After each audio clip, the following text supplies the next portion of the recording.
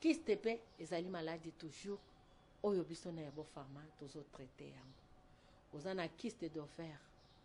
ozana kiste na niveau nyonso kozalela, kiste place nyonso oyebso kiste oyo ezabo ezali banda yakanango na yabo pharma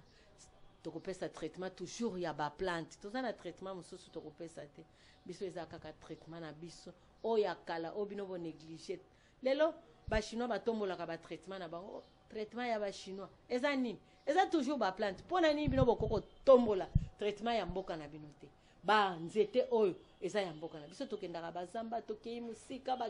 ba nzete ya ndenge na ndenge otoyelaka bino. Bozwa yango pe bobika. Eza ba traitement oyo ya ba nzete ya mboka na biso ebikisaka. Bokopika. Bokomona ke boko souffrir susu na ba maladie oyo tolobi ya ba kyste, ya ba myome, ya hémorroïde, ezalozana microbe. Ebele balobi microbe ngana zana microbe na mesana na microbe na ngai na botaka na ngo esala keloko te mais tala mutu azokende pona kosuba oyoki mutu musu azokriye makasi masuba ekomi po ebima ezobima a compte coûte ebimi ekati ebimi ekati pona ni po ozana problème otolobi infection wana pa ba mususu akepo asuba azosuba tofina mususu akepo asuba azosuba makila mais yo zaka na voix moko surtout soki za papa voix wana nde voix wana ebimaka semence na yo mais tango yo zosuba batofina wana tofina kosuba soki tofina ebimi ozana pota est-ce que il faut le que pota wana c'est poli otolobi eza déjà infecté donc na voix na yo wana ozana infection grave il faut zo elango traitement pour suba isusu tofina wana te soki ozosuba makila ndenge moko eza infection yaka kozwa traitement MTH traitement na biso otolobi ya ba plante naturelle bokomona ngo eza na ba bocal toche oye tosali examen toyebi ki infection na yo esali mbula boni ozwi kisi après infection wana esili infection na batu mususu ekataka bango suki. Namonaki mama moko ayebisinga mama kitambala onalata kezaka pona fierté mais kitambala oyo na mutu nanga na tikala kovo na longolo tal alongola boye donc suki ezate kovo ekatana mabaku pona nini microbe soki yo moni ndeko mwasi ndeko mubali onyoso suki ekatana pamba manzaka kokatana eza microbe tokopesa ka traitement eza bivable omeli okomona ke manzaki kozonga normal pe suki ekobota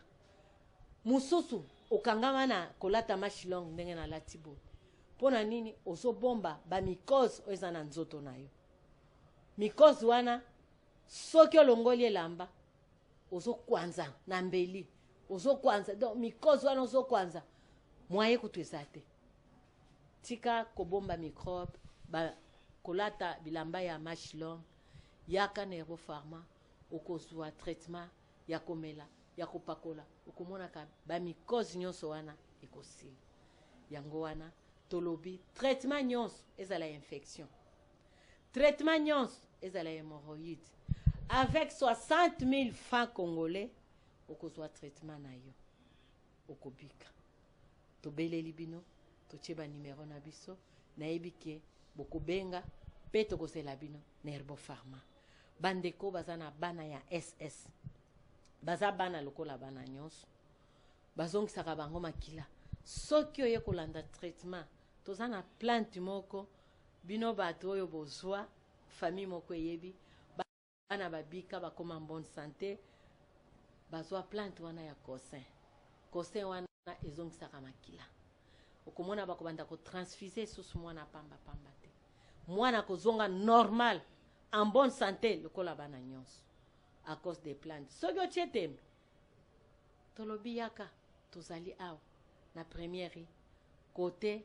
ya Achichi okozwa avenue Forgero okomona Herbo Pharma tozawa bao nyonso bayebelaki biso na adresse ya de bonhomme tosi to déménager tokomi nde place oyo tozopesa bino wana boya kozwa traitement na bino po bobika